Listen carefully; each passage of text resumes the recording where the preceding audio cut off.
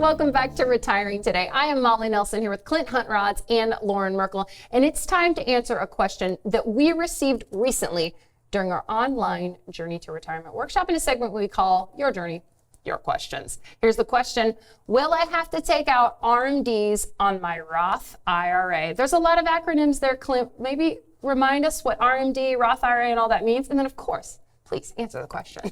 Yeah, the RMD stands for Required Minimum Distribution, and that is when you reach 73 or 75, depends on what your birth year is. Now you see that the IRS is going to take a look at your pre-tax balance in the previous year, and they're going to start to force distributions out because you've deferred those taxes for, in their eyes, long enough. Now it's time to start to pay that tax bill down, and they're going to force distributions out for the rest of your life. To answer your question, if you have those dollars in a Roth IRA, those are not subject to required minimum distributions, which is part of the beauty of that Roth IRA, is that you are able to get tax-free growth, and then you do not have those demands where you're gonna have that forced out within your lifetime, like a pre-tax account would.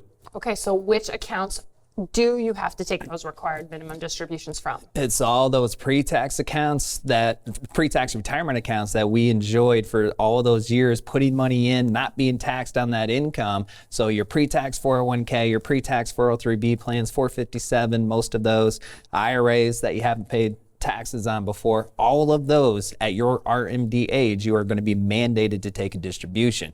So you have to make sure that you know what that mandate is as far as how much, and don't miss that deadline, because if you do, those penalties are really steep, which again is part of the benefit of the Roth IRA. You have more control, more flexibility over your retirement money in addition to all of that tax-free growth.